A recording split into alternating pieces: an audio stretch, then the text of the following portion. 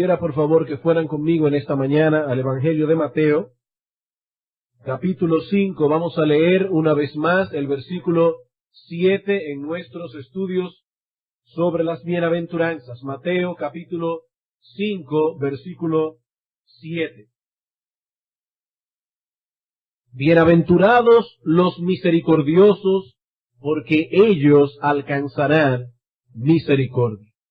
Una de las mejores definiciones que se han dado de lo que es la vida cristiana en su esencia, la encontramos en el título de un libro escrito por Henry Scougal hace muchos años atrás.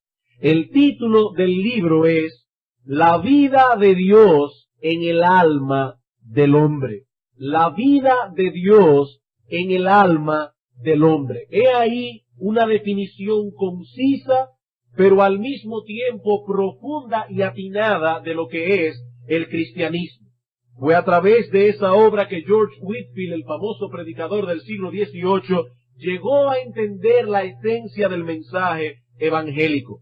Y hablando en su biografía del impacto que esta obra hizo en él, Whitefield escribió lo siguiente: a pesar de que yo había ayunado, velado, orado y había recibido los sacramentos durante mucho tiempo, aún así yo nunca había conocido lo que era la verdadera religión hasta que Dios me envió este excelente tratado por mano de mi nunca olvidado amigo, refiriéndose a Charles Wesley, quien fue que le prestó y le facilitó la obra. Hasta ese momento Whitefield creía, como muchos al día de hoy creen, que la verdadera religión consiste en hacer ciertas cosas, como si la vida cristiana fuese un programa de actividades al cual uno se suscribe en un momento dado. Y como decía, eso es lo que tristemente muchos creen hoy día que es la fe cristiana. De ahora en adelante comenzaré a vivir de otro modo. Leeré la Biblia todos los días, apartaré un tiempo para orar, asistiré a la iglesia todos los domingos y sobre todo me esforzaré por no hacerle daño al prójimo y por ser caritativo con los demás. Pero amigo, el asunto no es tan sencillo como parece. La verdadera religión consiste en otra cosa. Es la vida de Dios en el alma del hombre. El cristiano, que es una nueva criatura, transformado a la imagen de Dios. Y debido a esa transformación, el cristiano no solo conoce a Dios, sino que se parece a Él en sus características esenciales. No estamos diciendo con esto que el cristiano es perfecto. Estamos diciendo que es hijo de Dios y como hijo de Dios tiene que manifestar en su vida los rasgos de carácter de su Padre celestial. Esa es la enseñanza que se deriva de Primera de Juan, capítulo 4, versículos 7 y 8. Amados, amémonos porque el amor es de Dios. Todo aquel que ama es nacido de Dios y conoce a Dios. El que no ama no ha conocido a Dios. ¿Por qué? Porque Dios es amor. Y si somos hijos de Dios, debemos manifestar en nuestra vida ese rasgo esencial de su carácter. El cristiano es aquel que ha pasado por la extraordinaria experiencia de participar de la naturaleza divina. Segunda de Pedro, capítulo 1, versículos 3 y 4. Segunda epístola del apóstol Pedro, capítulo 1, versículos 3 y 4. El apóstol Pedro nos dice aquí en este texto que todas las cosas que pertenecen a la vida y a la piedad nos han sido dadas por su divino poder mediante el conocimiento de aquel que nos llamó por su gloria y excelencia, por medio de la cual nos ha dado preciosas y grandísimas promesas para que por ellas llegaseis a ser participantes de la naturaleza divina, habiendo huido de la corrupción que hay en el mundo a causa de la concupiscencia. El apóstol Pedro nos dice en este texto que nadie se hace creyente por sí solo. Todas las cosas que pertenecen a la vida y a la piedad nos han sido dadas por su divino poder. No se trata de algo que hemos logrado o adquirido en nuestras propias fuerzas, todo cuanto pertenece a la salvación y a la vida eterna nos fue otorgado por gracia. ¿Qué significa eso? Que si el poder de Dios no hubiese intervenido, no seríamos cristianos. Pero su poder obró en nosotros y fuimos hechos partícipes de su naturaleza. Aclaro, no que el creyente llegue a ser Dios en algún sentido. De hecho, eso es lo que enseñan los mormones, los supuestos santos de los últimos días, que el cristiano o el Hijo de Dios de alguna manera llegará a ser un Dios. Hermanos, eso no es lo que la Biblia enseña. Lo que Pedro nos está diciendo es que Dios comparte con el creyente todas aquellas características que hacen de él un Dios santo, aquellas características que conforman una vida santa y piadosa. Como decíamos hace un momento, el cristiano no solo conoce a Dios, sino que se parece a Él. Y una de las características que Dios imparte a los suyos es la misericordia. La misericordia. Las Escrituras insisten en el hecho de que una de las características y atributos que adornan a nuestro Dios es la misericordia. En el Salmo 86:5 se nos dice que Él es bueno y perdonador y grande en misericordia para con todos los que le invocan. Y en Miqueas capítulo 7 versículo 8 dice el profeta: oh Dios, qué Dios como tú, que perdona la maldad y olvida el pecado del remanente de su heredad. No retuvo para siempre su enojo, porque se deleita en misericordia. Para Dios es un deleite tener misericordia de sus criaturas, sobre todo de sus hijos. Todo aquel que ha sido hecho participante de la naturaleza divina se parece a Dios en esto. El que no conoce la compasión ni sabe tener misericordia, no conoce a Dios. No conoce a Dios y no debe engañar su alma. No conoce a Dios. El Señor dice en nuestro texto: bienaventurados los misericordiosos, porque ellos alcanzarán misericordia. El hombre que ha experimentado la misericordia de Dios en su vida lo evidencia teniendo misericordia de los demás. No obstante, eso no quiere decir que todos los cristianos son todo lo misericordiosos que debieran ser, ni tampoco que en cada circunstancia que se le presente los cristianos actuarán con misericordia. Como decíamos en un sermón anterior, debemos reconocer que el pecado aún mora en nosotros y que ese principio de maldad luchará constantemente por arrastrarnos a la indiferencia y, si es posible, aún a la crueldad, aún a la crueldad. El cristiano es una nueva criatura, pero esta nueva criatura no nace con todas sus capacidades ya maduras. Esta nueva criatura no nace con todas sus capacidades espirituales desarrolladas. El cristiano tiene que crecer en gracia. Por eso vemos que todas las características que aparecen en las bienaventuranzas son susceptibles de desarrollo. Tomemos, por ejemplo, la primera. ¿Qué dice Cristo? ¿Cuál es la puerta de entrada? Bienaventurados los pobres en espíritu, porque de ellos es el reino de los cielos. Los cristianos son pobres en espíritu. Conocen por experiencia la humildad, porque vinieron a Cristo humillados pidiendo por misericordia. El que no es pobre en espíritu no es cristiano. Pero ¿quién puede decir, hermano, que es todo lo humilde que debiera ser? ¿Acaso no es cierto que tenemos una lucha diaria con el orgullo que aún procura dominarnos? Pues lo mismo podemos decir de la quinta bienaventuranza. El cristiano es misericordioso, pero necesita crecer y madurar en esa ternura de corazón que le mueve a involucrarse con el afligido. Él experimenta una lucha agónica a veces para no dejarse arrastrar por la dureza y la indiferencia. Y esa es una de las razones por las que necesitamos exponernos regularmente a la palabra de Dios predicada. Necesitamos argumentos bíblicos que puedan atar nuestras conciencias, argumentos que venzan nuestra voluntad y traigan nuestros pensamientos cautivos a la obediencia a Cristo. Una predicación que se limita a enseñar el deber, pero que no toca la conciencia ni persuade la voluntad, es una predicación que se ha quedado a medio camino. La predicación eficaz provee argumentos que amarren nuestras conciencias a los mandamientos y estatutos de Dios. Y un buen ejemplo, una buena ilustración de este tipo de predicación es precisamente el Sermón del Monte.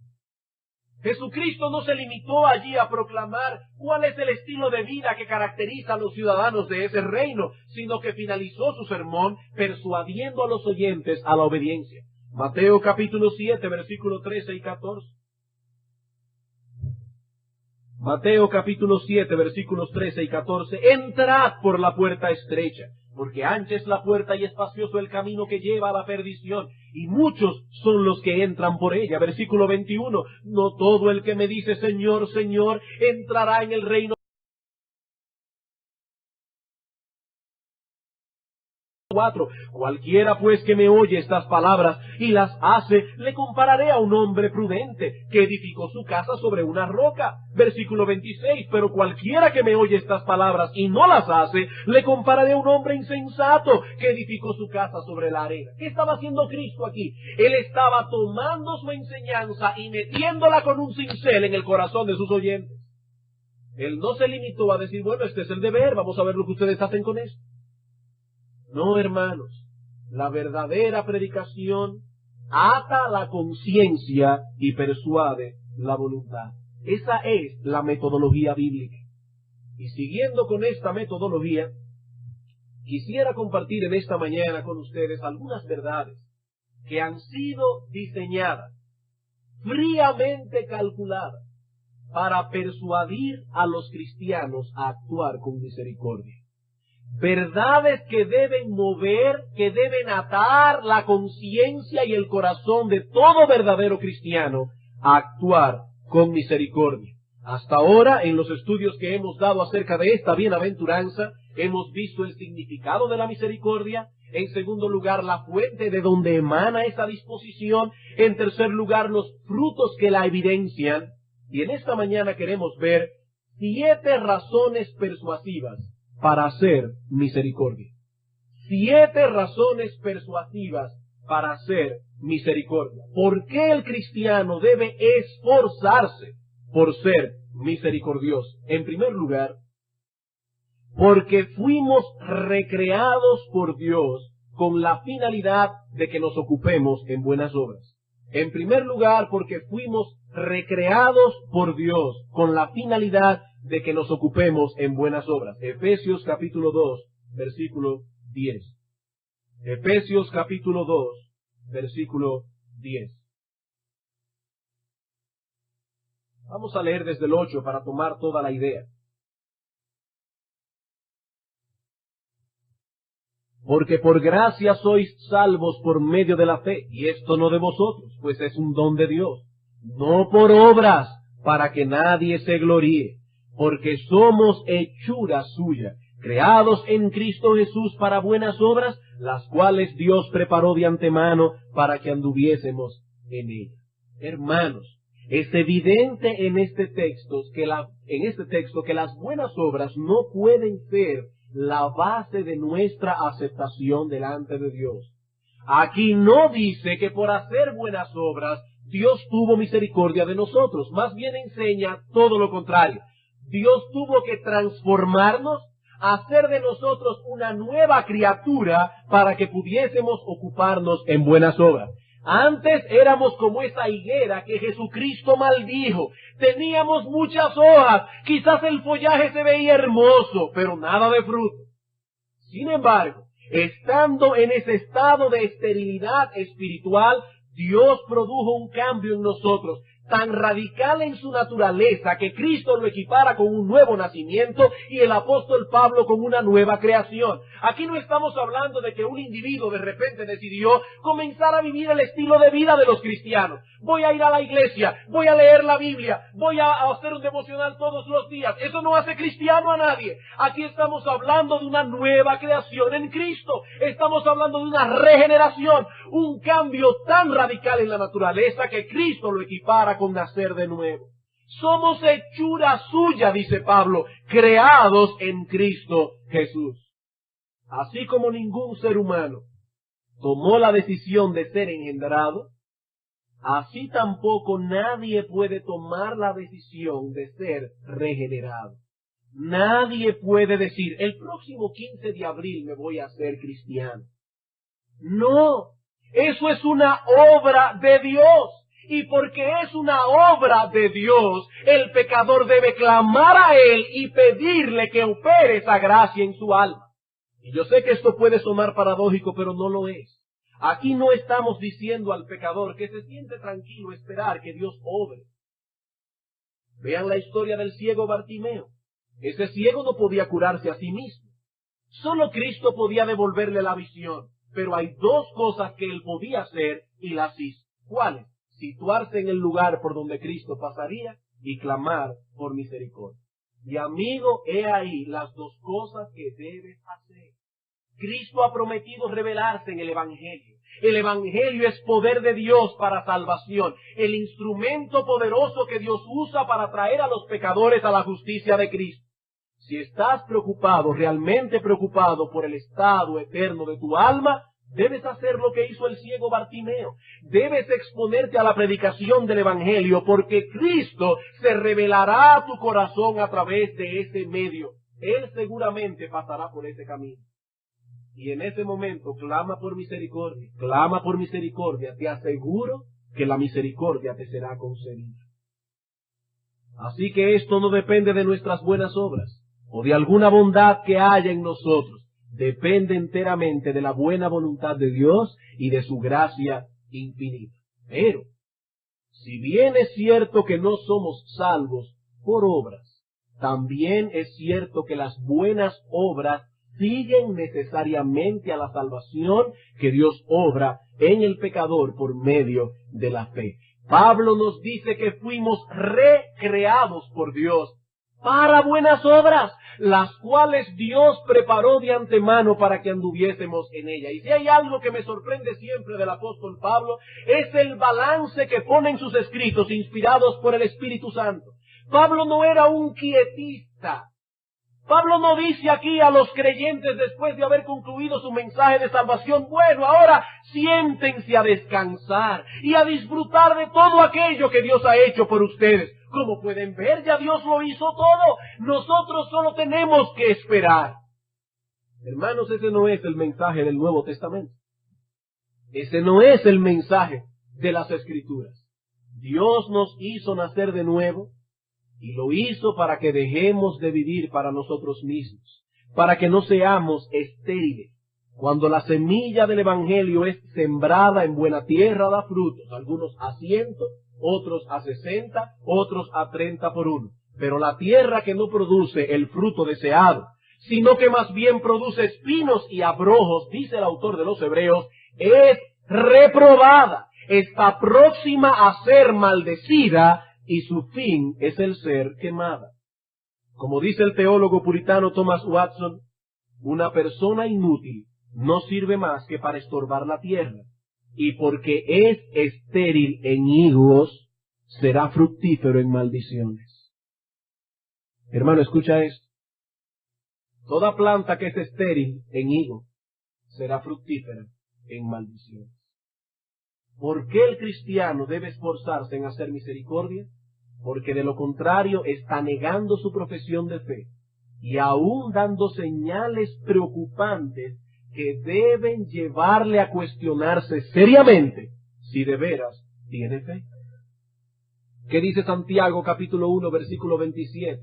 Que la religión pura y sin mácula delante de Dios el Padre es esta: visitar a los huérfanos y a las viudas en sus tribulaciones, misericordia, y guardarse sin mancha del mundo, santidad.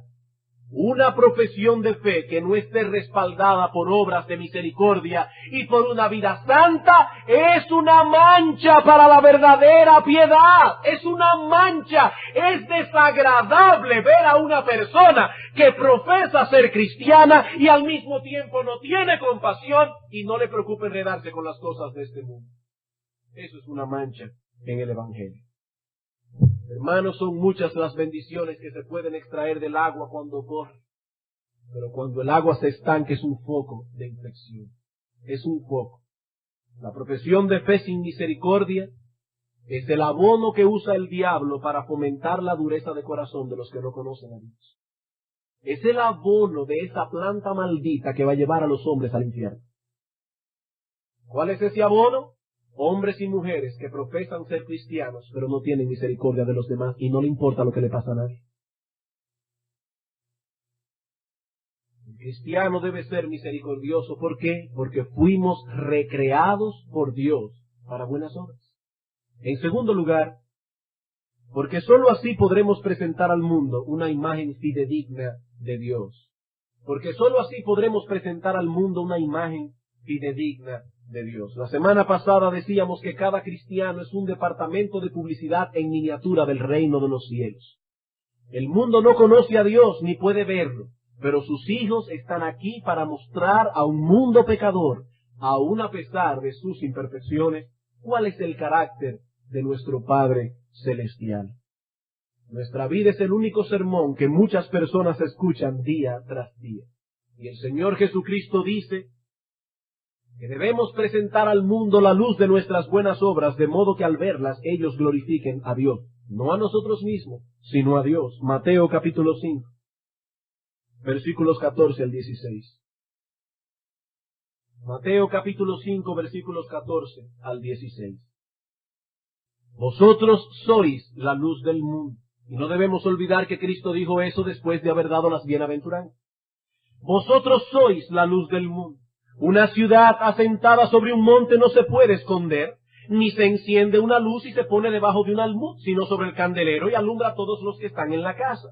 Así alumbre vuestra luz delante de los hombres. ¿Para qué? Para que vean vuestras buenas obras y sean llevados a glorificar a vuestro Padre que está en los cielos. Cuando ellos ven vuestro carácter, sabiendo que eso no es natural en el hombre, ellos tienen que entender que estáis reflejando el carácter de vuestro Padre Celestial, de modo que llevaréis a los hombres a glorificar a Dios. Y uno de los atributos que adornan la gloria de Dios es la misericordia. La misericordia de Dios, dice el Salmo 108:4, es más grande que los cielos. Y en el Salmo 145, versículo 9, el salmista nos dice que Dios es bueno para con todos y su misericordia sobre todas sus obras. Para Dios es un deleite tener misericordia. Y yo te pregunto, hermano, ¿es esa la imagen que estás presentando de Dios en el mundo? Él te amó cuando eras su enemigo, envió a su Hijo a morir en tu lugar, te perdonó, te lavó de todos tus pecados, te adoptó en la familia de Dios, te justificó, te santificó y te dio una herencia incorruptible que está reservada para ti en los cielos. Y todo eso por misericordia. Y la pregunta es, hermano, ¿pueden los demás percibir por tu conducta que ese es el carácter del Dios al que tú dices conocer? Él espera que los demás puedan ver el brillo de su gloria a través de nuestras buenas obras. Que los demás puedan percibir en nosotros, en nuestra humanidad imperfecta, destellos de su carácter compasivo. Por eso el cristiano tiene que esforzarse en hacer misericordia, porque de lo contrario estará presentando al mundo una caricatura de Dios. Una caricatura de Dios. En tercer lugar, el cristiano debe esforzarse por hacer misericordia, porque las obras de misericordia son sacrificios de los que Dios se agrada. Hebreos capítulo 13, versículo 16. Las obras de misericordia son sacrificios de los que Dios se agrada. Dice el autor de Hebreos, y de hacer bien y de la ayuda mutua no os olvidéis, porque de tales sacrificios se agrada a Dios. Hermanos, cada acto de misericordia llevado a cabo por un creyente sube como un sacrificio de olor fragante delante de Dios. Dios se siente agradado cuando percibe el aroma de ese sacrificio en su presencia. Alguien puede decir aquí en esta mañana, pastor, es que aún haciendo misericordia muchas veces tengo luchas en mi interior, porque no estoy del todo seguro de mis motivaciones, o si habré hecho todo el esfuerzo que pude por asistir al afligido. Hermano, somos imperfectos. Todos nosotros somos imperfectos. Y por lo tanto, todo lo que hacemos para Dios lleva impreso el sello de nuestra imperfección. Pero esos sacrificios pasan por el filtro purificador de la obra de Cristo y llegan delante de Él como sacrificios perfectos. En Primera de Pedro capítulo 2, versículos 4 al 5 dice el apóstol: acerquémonos a Él, piedra viva, desechada ciertamente por los hombres, mas para Dios escogida y preciosa. Vosotros también, como piedras vivas, sed edificados como casa espiritual y sacerdocio santo. ¿Y qué debemos hacer ahora como sacerdotes? Presentar sacrificios delante de Dios. Sacrificios que llevarán impresos el sello de nuestra imperfección, el sello de nuestra humanidad aún no glorificada. Pero dice el apóstol Pedro, sacrificios que son aceptables a Dios por medio de Jesucristo. Por medio de Jesucristo. Hermanos, Dios no pasará por alto, ni olvidará ninguna cosa, por pequeña que sea, ninguna obra de misericordia que hayamos hecho, y en su momento nos recompensará por ello. Cuando el ángel apareció a Cornelio, en Hechos capítulo 10, versículo 4, le dijo: Cornelio, tus oraciones y tus limosnas han subido para memoria delante de Dios. Eso ha subido para memoria, dice el ángel, delante de Dios. Dios te ha visto, Cornelio, Dios ha visto tu corazón. Y el autor de los Hebreos dice en Hebreos 6:10 que Dios no es injusto para olvidar vuestra obra y el trabajo de amor que habéis mostrado hacia su nombre, habiendo servido a los santos y sirviéndole aún. Dice el autor: hermanos, es para Dios que lo habéis hecho, y Dios no olvida nada que se haga para Él. Decía un puritano que las espaldas del pobre son el cofre del tesoro de Cristo. Nada que se echa ahí se perderá. Nada que se echa ahí se perderá, porque Dios no olvida. Dios no olvida. ¿Por qué debemos hacer misericordia? En cuarto lugar, porque nosotros mismos debemos nuestra subsistencia a los beneficios misericordiosos que derivamos de otras criaturas. En cuarto lugar, porque nosotros mismos debemos nuestra subsistencia a los beneficios misericordiosos que derivamos de otras criaturas. Hermano, ¿alguna vez tú has pensado todas las cosas, todos los beneficios que Dios te da día tras día a través de sus criaturas? A través del sol, de las nubes, de la tierra que da sus frutos. No importa cuánto dinero usted tenga, nadie es autosuficiente.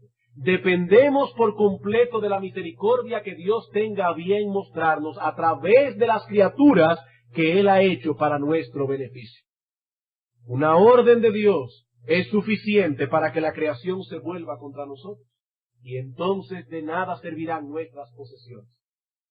El rey Acab, con todo su dinero y con todo su poder, no pudo hacer que lloviera en el día de Elías. Ni una sola gota cayó del cielo hasta que Dios no dio la orden. Cuando Dios cierra, nadie puede abrir, que nadie se confunda en esto. Es Dios quien da, es Dios quien quita. No importa cuánto dinero tú tengas, hermano mío, tú vives de la caridad. Tú vives de la caridad. Cada día que pasa vives de la misericordia de Dios, porque si Dios diera un decreto y cerrara las puertas de los cielos, te quedarías en la miseria. Cada segundo de nuestra vida, hermanos, es por la misericordia de Dios. El pueblo de Israel se olvidó de esta verdad, y Dios tuvo que hablarle bien fuerte a través de su profeta. Y ella no reconoció que yo le daba el trigo, dice Dios, hablando del pueblo de Israel. Ella no reconoció que yo le daba el vino y el aceite, y que le multiplicaré la plata y el oro que después ellos ofrecían a Baal. Por tanto, dice Dios, yo volveré y tomaré mi trigo a su tiempo, y mi vino a su sazón, y quitaré mi lana y mi lino que había dado para cubrir su desnudez. Y ahora descubriré yo su locura delante de los ojos de sus amantes, y nadie la librará de mi mano. Haré cesar todo su gozo, sus fiestas, sus lunas nuevas y sus días de reposo y todas sus festividades. Haré talar sus vides y sus higueras, de las cuales dijo, mi salario son. salario que me han dado mis amantes. Qué bajo llegó el pueblo de Israel. Esta gente estaba diciendo, yo no dependo de Dios, ese es mi salario, eso me lo gané yo con el fruto de mi esfuerzo. Dice Dios, las reduciré a un matorral y las comerán las bestias del campo. Hermano, no olvides, es Dios quien da, es Dios quien quita. Como dice alguien, estamos obligados día tras día a mendigarle a la creación.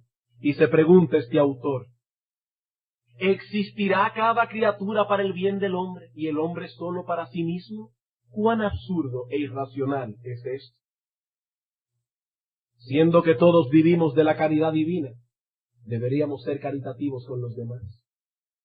¿Por qué el cristiano debe ser misericordioso? En quinto lugar, porque en realidad no somos dueños de los bienes que tenemos, somos simples mayordomos. ¿Por qué debemos ser misericordiosos? Porque solo somos mayordomos de los bienes que Dios nos ha dado. Y algún día pasaremos por la experiencia de aquel mayordomo infiel, a quien su amo le dijo, dame cuenta de tu mayordomía, ya no serás más mi mayordomo. Dice la Escritura que todos nosotros compareceremos ante el tribunal de Cristo, para que cada uno reciba según lo que haya hecho en el cuerpo, sea bueno o sea malo. Y en ese momento solemne tendremos que dar cuenta delante de Dios del uso que hicimos de los bienes que Él nos confió. Esos bienes no son nuestros en el mejor sentido del término. Dios es el único dueño absoluto de todo cuanto existe. De Jehová es la tierra y su plenitud, dice el salmista, el mundo y los que en él habitan. Hacer un uso egoísta de esos bienes es acarrearse la enemistad y la ira de Dios. Santiago capítulo 5. Santiago capítulo 5 versículos 1 al 3. Hermano, no olvides, y amigo que estás aquí en esta mañana, Dios está viendo, contemplando el uso que tú le estás dando a las cosas que Él te dio para que la administraras para su gloria. En Santiago capítulo 5 versículos 1 al 3 dice Dios, vamos ahora ricos, llorad y aullad por las miserias que os vendrán. ¿Por qué? Porque son ricos, no, de ninguna manera. Abraham era rico y era un hombre piadoso, Salomón era rico y era un hombre de Dios, sino por el uso que estos ricos perversos e impíos estaban haciendo con sus riquezas. Vuestras riquezas están podridas y vuestras ropas están comidas de polillas. Hermanos, esto es muy gráfico, esto es muy gráfico. Tenéis tantos vestidos en vuestro armario que cuando venís a poneros todos los que tenéis, ya las polillas se lo comieron. Mientras hay personas en la iglesia que están desnudas. Vuestros vestidos están comidos por las polillas. Vuestro oro y vuestra plata están enmohecidos por el tiempo que tienen guardados allí sin hacer nada. Y su moho testificará contra vosotros y devorará del todo vuestras carnes como fuego. Habéis acumulado tesoro para los días postreros. Hermanos, amigos, cuidado. Nosotros no somos dueños absolutos de lo que tenemos. Somos simples mayordomos. Y Dios nos pedirá cuenta. ¿Por qué debemos ser misericordiosos? En sexto lugar, porque ese es el ejemplo que nos dejó nuestro Señor Jesucristo. Porque ese es el ejemplo que nos dejó nuestro Señor Jesucristo. Hechos 10, 37 y 38. He aquí un resumen de la vida de Cristo. Vosotros sabéis lo que se divulgó por toda Judea, comenzando desde Galilea, después del bautismo que predicó Juan. Cómo Dios ungió con el Espíritu Santo y con poder a Jesús de Nazaret, y cómo éste anduvo haciendo bienes y sanando a todos los oprimidos por el diablo, porque Dios estaba con él. Dice el apóstol Pedro aquí, él anduvo haciendo bienes. Su vida entera fue un gran acto de misericordia. Y el apóstol Juan nos dice que todos aquellos que profesan conocer a Cristo deben andar como Él anduvo. La vocación del cristiano es vivir como Cristo, es ser como Él. Pues para esto fuisteis llamados, dice Pedro, porque también Cristo padeció por nosotros, dejándonos ejemplo para que sigáis sus pisadas. Primera de Pedro, capítulo 2, versículo 21. Se cuenta en una ocasión que el emperador Trajano rasgó una pieza de su propia ropa para vendar a un herido, a un soldado herido. El hecho de que un emperador haga eso provoca la admiración de los hombres. Pero hermanos, Cristo hizo más, mucho más. Siendo Rey de reyes y Señor de señores, Cristo rasgó su propia carne, no su ropa. Cristo rasgó su carne y con su cuerpo y con su sangre hizo una medicina para sanar. Por su llaga, dice el profeta, fuimos nosotros curados. Y todo eso, única y exclusivamente por misericordia. Juan capítulo 13. Juan capítulo 3, versículos 1 al 5. Antes de la fiesta de la Pascua, sabiendo Jesús que su hora había llegado para que pasase de este mundo al Padre, como había amado a los suyos que estaban en el mundo, los amó hasta el fin. Y cuando cenaban, como el diablo ya había puesto en el corazón de Judas Iscariote, hijo de Simón, que le entregase, sabiendo Jesús que el Padre le había dado todas las cosas en las manos, y que había salido de Dios, y que a Dios iba, se levantó de la cena, y se quitó su manto, y tomando una toalla se la ciñó, luego puso agua en un lebrillo, y comenzó a lavar los pies de los discípulos, y enjugarlos con la toalla con que estaba ceñido. Cada detalle de ese texto fue planificado para mover nuestro corazón. Allí estaba Judas, aquel a quien el diablo había puesto en su corazón que entregara al Hijo de Dios. Y Cristo sabía quién era él, y aún así lavó los pies de los discípulos. Versículo 2. Así que después que les hubo lavado los pies, tomó su manto, volvió a la mesa y les dijo: ¿Sabéis lo que os he hecho? Vosotros me llamáis maestro y señor, y decís bien porque lo soy.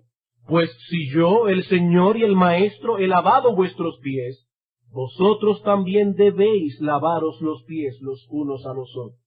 Porque ejemplo os he dado para que, como yo os he hecho, vosotros también hagáis. De cierto os digo, el siervo no es mayor que su Señor, ni el enviado es mayor que el que le envió. Si hacéis estas cosas, bienaventurados seréis si las hiciereis. El Señor Jesucristo con su acción estaba ligando el servicio con la humildad. Todos los que estaban allí aquella noche eran demasiado grandes en su propia opinión como para rebajarse tanto. Y Juan escribe su historia para resaltar ese hecho. Cristo sabía quién era Él, pero más aún, quiénes eran ellos, y aún así les lavó los pies. Él era el Señor y el Maestro, pero aún así decidió voluntariamente ocupar el lugar más bajo. ¿Saben para qué? Para darnos una lección. Ejemplo os he dado, para que como yo os he hecho, vosotros también hagáis. De cierto os digo, el siervo no es mayor que su Señor, ni el enviado es mayor que el que le envió. En otras palabras, no piensen que son tan importantes. El siervo nunca es mayor que su Señor. Si yo estuve dispuesto a llegar tan bajo, no puede haber entonces ningún servicio que vosotros no podáis hacer. Ninguno. Hermanos, captamos la lección que hay detrás de todo esto. ¿Saben por qué nos falta misericordia? Porque nos falta humildad. Muchos dirán que es por falta de tiempo. No, no es por falta de tiempo, ni es por falta de bienes, porque aún podemos orar por el afligido. Nos falta misericordia porque nos falta humildad, porque nos creemos tan importantes que los demás deben vivir en torno a nosotros, en torno de nuestras necesidades, porque pensamos que los demás se nos deben en algún sentido. Por eso nos falta misericordia. Por eso Cristo dice: discípulos míos, no piensen que son tan importantes. Yo soy el Señor y el Maestro, y yo lavo vuestros pies. ¿Acaso puede haber un lugar más bajo al cual ustedes no puedan llegar? ¿O qué se creen ustedes que son? Por eso es que insistimos en que todo comienza con la pobreza en espíritu. El cristiano ha entrado en el reino de Cristo por una puerta estrecha, por donde no se puede entrar con el orgullo inflado. No se puede. El que no conoce esa pobreza en espíritu, tampoco conoce la mansedumbre ni la misericordia. Y el que no conoce esas cosas, tampoco conoce a Dios. De hecho, ni siquiera se conoce a sí mismo. Ni siquiera se conoce a sí mismo. Esta persona tiene un concepto inadecuado de sí mismo. Él se cree ser lo que no es y por eso se da tanta importancia. Por eso se toma tan en serio. Cada ofensa que se le hace parece que el mundo se va a acabar. El cristiano está llamado a estimar a los demás como superiores a él mismo. ¿Cómo? No mirando cada uno por lo suyo propio, sino cada cual también por lo de los otros. Eso fue lo que hizo Cristo. Y nosotros estamos llamados a hacer lo mismo. Filipenses capítulo 2, versículo 5 en adelante. Haya pues en vosotros este sentir que hubo también en Cristo Jesús. Haya pues en vosotros esa misma forma de pensar. El cual, siendo en forma de Dios, no estimó el ser igual a Dios como cosa a que aferrarse, sino que se despojó a sí mismo, tomando forma de siervo y hecho semejante a los hombres. Y estando en la condición de hombre, se humilló a sí mismo, haciéndose obediente hasta la muerte, y muerte de cruz. Es esa forma de pensar que deben tener los cristianos. Y yo te pregunto, hermano, ¿te resulta difícil perdonar a los demás? ¿O ser pacientes con ellos? Medita en la persona de Cristo, en su paciencia, en su perdón. Piensa en eso y no dejes de pensar hasta que tu corazón se enternezca con su ejemplo. Medita en tus pecados, medita en tus ofensas, medita en la bondad que Dios ha tenido contigo a pesar de tus ofensas y de tus pecados. Y no solo contigo, nos indignamos cuando leemos en los periódicos algunas de las barbaridades que se cometen en este mundo día tras día. Y eso es solo una pequeña muestra de la maldad que hay en el mundo. Una pequeña muestra. En el mundo ocurren diariamente cosas que nadie ve. Tantas que no cabrían en todos los periódicos que se editan en el planeta. Día tras día. Y todas esas cosas están desnudas y abiertas a los ojos de aquel a quien tenemos que dar cuenta. Y aún así, su sol sigue saliendo día tras día, su lluvia sigue regando la tierra, aún en aquellos lugares donde se adoran a otros dioses y donde se cometen barbaridades en nombre de la religión, cosas que no se pueden narrar en un púlpito. Hermanos, es su sol, le pertenece a Él por derecho de creación. Él puede decretar y ordenar que mañana no salga más, que no irradie su luz solamente sobre aquellos que le temen. Pero la misericordia de Dios es más grande que los cielos y podemos estar seguros que su sol saldrá mañana, que la lluvia seguirá regando la tierra y no porque haya una ley natural a la que Dios está atado. Dios no está atado a ninguna ley. Él lo hará por su misericordia. Por su misericordia. Él es el que hace todas las cosas, dice Pablo, según el designio de su voluntad. La próxima vez que te sientas inclinado a la dureza de corazón o a la indiferencia, piensa en Dios. Medita en la persona de Cristo y pide en oración que su ejemplo te traiga a la cordura. Pide en oración que su ejemplo te traiga a la cordura. Finalmente, el cristiano debe ser misericordioso, porque el hombre misericordioso será grandemente recompensado por Dios. El cristiano debe ser movido a la misericordia pensando en esto. Será grandemente recompensado por Dios. Nuestro texto contiene una promesa. Los misericordiosos alcanzarán misericordia. Esa ternura de corazón que manifiestan hacia el que sufre y esa disposición a aliviar su sufrimiento testifican a favor del hombre misericordioso. Evidencian que la gracia de Dios ha obrado una verdadera transformación en su alma Y desde ya este hombre puede disfrutar, puede comenzar a gozar, puede comenzar a deleitarse del veredicto que escuchará aquel día. Porque Dios ha dicho que los misericordiosos alcanzarán misericordia. No olviden esto, hermanos. Todos compareceremos ante Dios. Y en ese momento necesitaremos misericordia.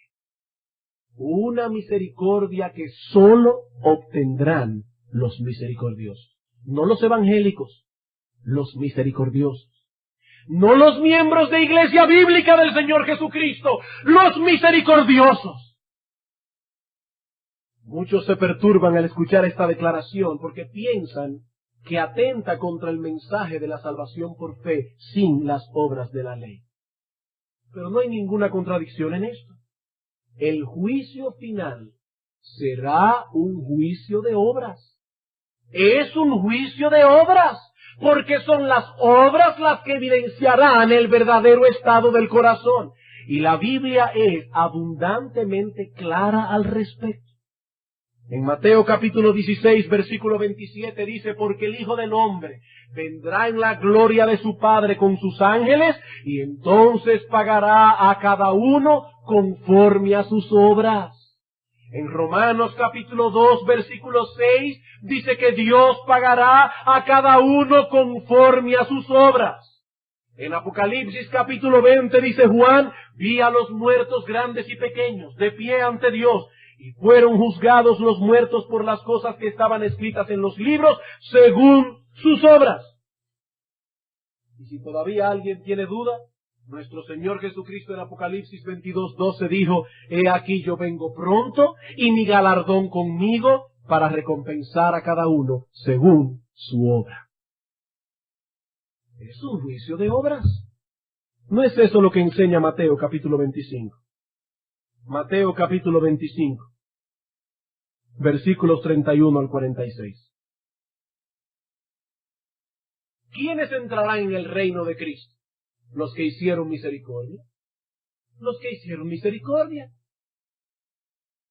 Dice el Señor en Mateo capítulo 25, versículo 31 al 46, cuando el Hijo del Hombre venga en su gloria, y todos los santos ángeles con él, entonces se sentará en su trono de gloria, y serán reunidas delante de él todas las naciones, y apartará los unos de los otros como aparta el pastor las ovejas de los cabritos.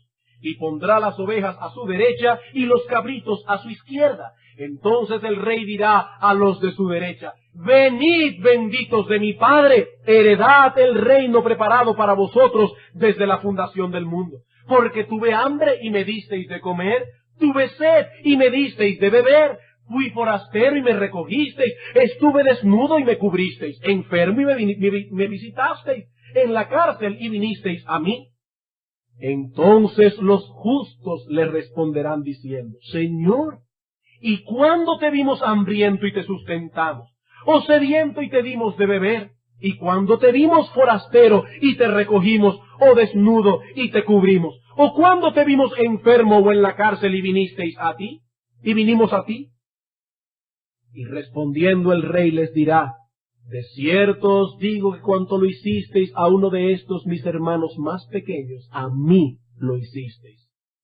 Pero entonces dirá también a los de la izquierda, apartaos de mí, malditos, al fuego eterno preparado para el diablo y sus ángeles. ¿Por qué, Señor? Porque tuve hambre y no me disteis de comer. Tuve sed y no me disteis de beber. Fui forastero y no me recogisteis. Estuvo desnudo y no me cubristeis. Enfermo y en la cárcel y no me visitasteis. Entonces ellos le responderán diciendo, Señor, ¿cuándo te vimos hambriento, sediento, forastero, desnudo, enfermo o en la cárcel y no te servimos? Entonces les responderá diciendo, de cierto os digo, que en cuanto no lo hicisteis a uno de estos más pequeños, tampoco a mí me lo hicisteis. E irán estos al castigo eterno, y los justos a la vida eterna. Hermanos, ¿qué se desprende de este texto? Los misericordiosos alcanzarán misericordia. Anthony Hoekema comenta lo siguiente, muy atinado, acerca de este texto. La razón por la cual la Biblia enseña que el juicio final será según las obras, a pesar de que la salvación viene mediante la fe en Cristo y nunca es ganada por obras, es por la íntima relación que hay entre la fe y las obras. La fe debe revelarse en las obras, y las obras a su vez son la evidencia de la verdadera fe. Y dice más adelante, el juicio según las obras, en otras palabras, será realmente un juicio respecto a la fe, es decir, fe que se manifiesta en su evidencia. Si la fe era genuina, las obras estarán allí. Si las obras no están allí, la fe no era real.